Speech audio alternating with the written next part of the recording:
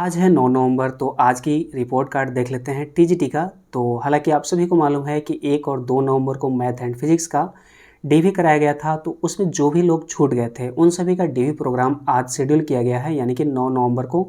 तो आज जो है डीवी के लिए कितने लोग अवेलेबल हो पाए थे और कितने लोगों को शो ऑफ कॉज दिया गया था, तो वे लोग सर्टिफिकेट लेकर आए थे। और जानेंगे कि मैथ एंड फिजिक्स में ओवरऑल कितना परसेंटेज रहा है उपस्थिति का और कितना ओवरऑल परसेंटेज रहा है अब्सेंट होने का। और जानेंगे कि शिक्षा सचिव का लेटेस्ट बयान आया है टीजीटी के संबंध में, टीजीटी नियुक्ति के संबंध में। तो लेटेस्ट बयान की बात करेंगे और जानेंगे कि मिनिमम कट ऑफ पे एक जो आरटीआई फाइल किया गया था, तो उस आरटीआई फाइल का रिप्लाई दे दिया गया है झारखंड सरकार के द्वारा। तो आइए इन सभी टॉपिक के बारे में डिटेल से डिस्कस कर लेते हैं। तो यहाँ पर देख सकते हैं मैथ एंड फिजिक्स का डाटा। तो 1 नवंबर 2022 को शेड्यूल किया गया था इसके डीवी के लिए।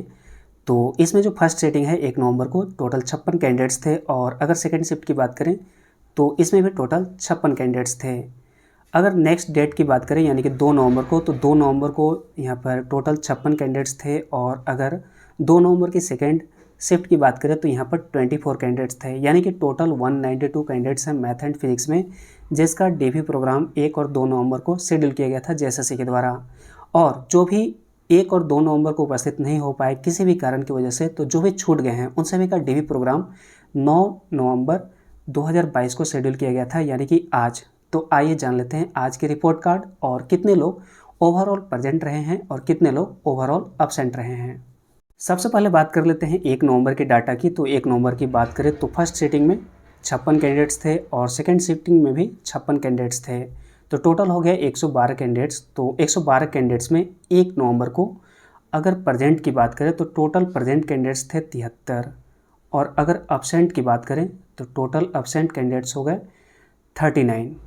अब बात कर लेते हैं 2 नवंबर के डाटा का। तो 2 नवंबर की फर्स्ट शिफ्ट में 56 कैंडिडेट्स थे, सेकेंड शिफ्ट में टोटल जो है 24 कैंडिडेट्स थे, यानी कि टोटल हो गया 80 कैंडिडेट्स। तो 80 कैंडिडेट्स में अगर बात करें, अगर ओवरऑल यहाँ पर प्रेजेंट कैंडिडेट्स की संख्या, तो यहाँ पर 40 यहाँ पर प्रेजेंट थे और यहाँ पर 40 अब्सेंट थे, यानी कि 50-50% यहाँ पर प्रेजेंट और अब्सेंट थे। यानी कि टोटल यहाँ पर अब्सेंट की अगर बात करें तो यहाँ पर देख सकते हैं लगभग नहीं 79 कैंडिडेट्स जो थे 1 और 2 नवंबर की अगर कुल मिलाकर डाटा बात करें तो 79 कैंडिडेट्स अब्सेंट थे। अगर प्रेजेंट लोगों की बात करें तो यहाँ पर टोटल 113 कैंडिडेट प्रेजेंट थे 1 और 2 नवंबर को।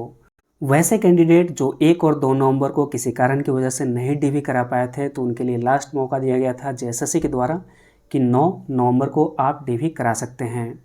तो 9 नवंबर की अगर डाटा की बात करें तो मात्र 1 कैंडिडेट आए हुए थे डीवी के लिए।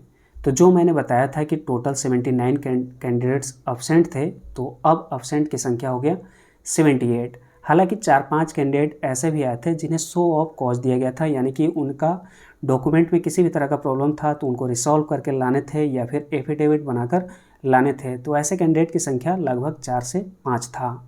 तो अब्सेंट की बात करें तो टोटल 78 अब्सेंट हो गए ओवरऑल की बात करें। और टोटल कैंडिडेट्स कितना डीवी के लिए यहाँ पर दिया गया था रिजल्ट, तो 192 दिया गया है।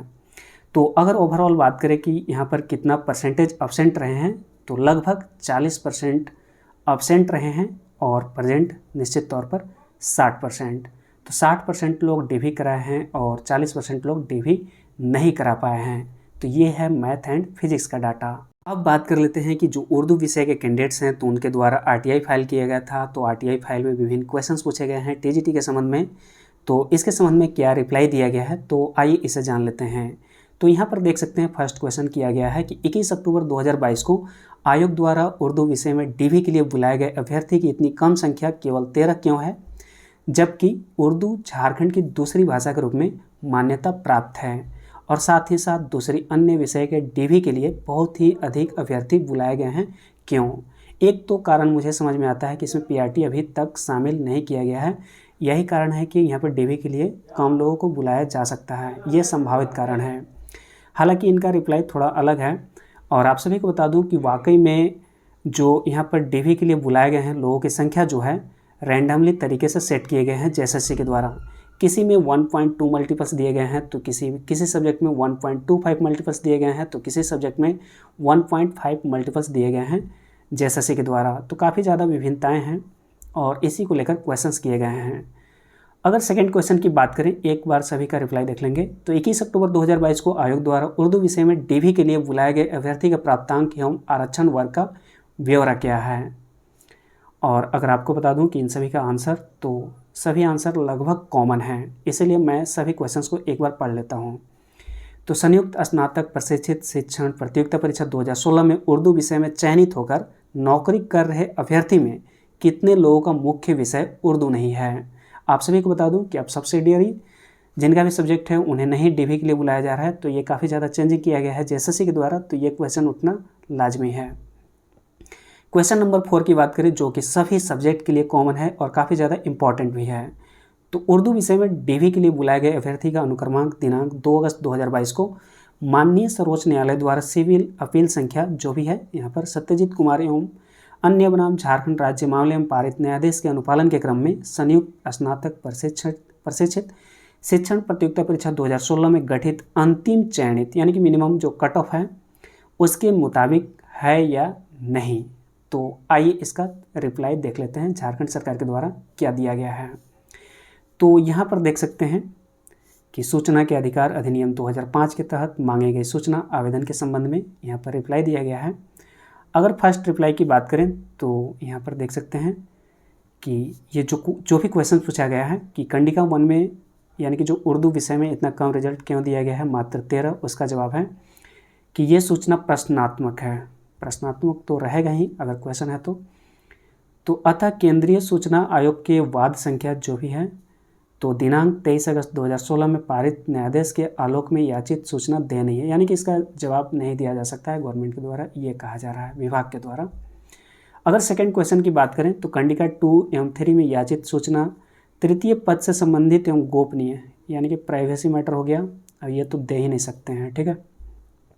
अगर नंबर 3 की बात करें तो याचित सूचना के संबंध में सूचित करना है कि माननीय झारखंड उच्च न्यायालय द्वारा वाद संख्या WPC number 1387/2017 Soni Kumari versus the state of Jharkhand मामले में दिनांक 18 सितंबर 2019 को पारित न्यायाधीश के विरुद्ध माननीय सर्वोच्च न्यायालय में जो SLP किया गया था तो उसमें पारित आदेश के आलोक में परीक्षा फल पुनर्गठन संबंधी कार्य प्रक्रियाधीन है, यानी कि अंडर प्रोसेस है। ये सभी प्रोसेस तो चल ही रहा है और इसलिए ये जवाब दिया गया है विभाग के द्वारा, क्योंकि इसके संबंध में क्लैरिफिकेशन के लिए चली गई है सुप्रीम कोर्ट में सरकार। तो जिस तरह से सुप्रीम कोर्ट के द्वारा क्लैरिफिकेशन दिया जाता है उसी के रिगार्डिंग यहाँ पर डीवी का मेरिट लिस्ट प्रकाशित किया जाएगा। अभी सहूलियत के तौर पर केवल डीवी कराकर रख लिया जा रहा है स्टेट मेरिट के अनुसार। तो कुल मिलाकर यहाँ भी कॉलम पूर्ति है, यानी कि जवाब देने से मना कर दिया गया है, यानी कि अंडर प्रोसेस है। क्वेश्चन नंबर 4 की बात करें तो यहाँ पर आंसर दिया गया है कि श्रीमती मधुमिता कुमारी उप सचिव प्रथम अपीलीय पदाधिकारी हैं, कोई मतलब नहीं है, यानी कि कुल मिलाकर गोल गोल घुमा दिया गया है विभाग के द्वारा और किसी का भी जवाब स्पष्ट तरीके से नहीं दिया गया है। एक लेटेस्ट बयान आया है शिक्षा सचिव के द्वारा टीजीटी के रिजल्ट के संबंध में, टीजीटी नियुक्ति के संबंध में। तो यहाँ पर देख सकते हैं कि शिक्षा सचिव के रवि कुमार जो हैं आज विभागीय अधिकारियों के साथ करेंगे समीक्षा बैठक। और इसमें जो महत्वपूर्ण बात है यहाँ पर अंडरलाइन कर दिया गया है, देख सकते हैं कि बातचीत में बताया इन्होंने कि शिक्षकों की बहाली जो है फाइनल है, यानी कि शिक्षकों की बहाली निश्चित तौर पर करी जाएगी। और हालांकि इसके लिए क्लैरिफिकेशन के लिए गवर्नमेंट चली गई है सुप्रीम कोर्ट में, तो जिस तरह के वहाँ पर इंस्ट्रक्शन दिए जाते हैं उसी के रिगार्डिंग यहाँ पर लोगों को नियुक्ति दिया जाएगा।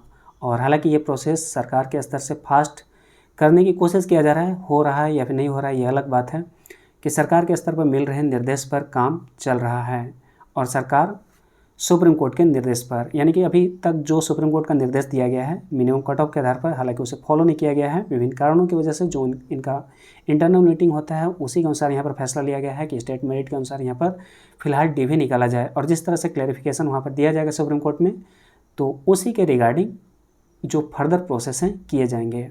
तो अगर आपके मन में जो भी टीजीटी पीआरटी से संबंधित और भी क्वेरी होंगे तो निश्चित तौर पर कमेंट बॉक्स में लिखें, उसका उत्तर पता करने की कोशिश करेंगे और आप सभी के समझ प्रस्तुत करने की भी कोशिश करेंगे। तो अगर आप टीजीटी पीआरटी कैंडिडेट्स हैं तो निश्चित तौर पर इस चैनल को जरूर सब्सक्राइब कर लें नेक्स्ट अपडेट पाने के लिए। तो मिलते हैं नेक्स्ट वीडियो में नेक्स्ट अपडेट के साथ। Thanks for watching and wish you all the best.